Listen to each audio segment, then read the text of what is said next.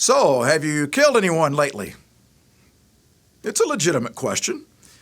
The Sixth Commandment reads simply, "You shall not murder." At first glance, that looks like the easiest one to keep, doesn't it?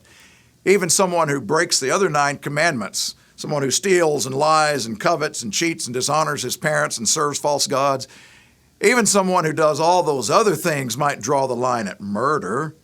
And if someone like that has reservations about murder, then you and I are probably in the clear, right? Not quite. There's a commandment in the Old Testament that warns us, above all else, guard your heart, for everything you do flows from it. What does that have to do with murder? Well, during his time as a human being, Jesus Christ taught his disciples that the Sixth Commandment deals with far more than just the physical act of murder. It deals with the thoughts and intents of the heart.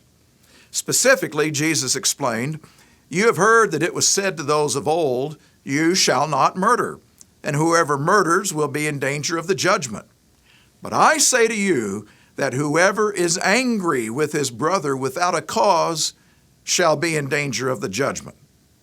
Now, clearly there's a difference between hating someone and murdering someone. No one has ever gone to prison after being charged with attempt to commit hatred. On its own, hating someone has never robbed any families of their loved ones. And yet, Jesus made it unmistakably clear that in God's eyes, the emotion of hatred and the act of murder are on the same playing field.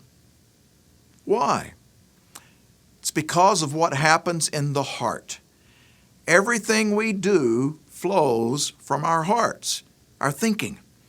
And hatred is the seed from which murder grows. Externally, yes, hatred and murder are worlds apart. But internally, the damage we do to ourselves is identical. Murder stems from hatred, and hatred is like a poison that consumes us from the inside out. More importantly, the Apostle John tells us, if someone says, "I love God," and hates his brother, he's a liar. For he who does not love his brother, whom he has seen, how can he love God, whom he has not seen? Our hatred towards someone can strip us of a relationship with God. So how do we get past the hatred we might feel for someone else? How about doing what Jesus did? Turn the tables. Jesus acknowledged the problem, and he also gave the answer. Not long after his comment about being angry without a cause, he explained, "You have heard it that it was said, 'You shall love your neighbor and hate your enemy.' But I say to you, love your enemies. Bless those who curse you. Do good to those who hate you.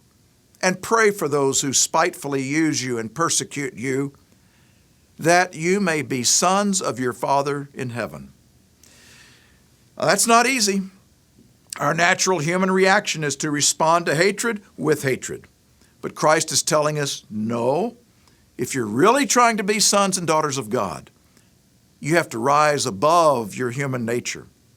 Jesus reveals that the key to changing our hearts is to take action, to love your enemies, bless them, do good to them, pray for them, do all the things that fly in the face of your human nature.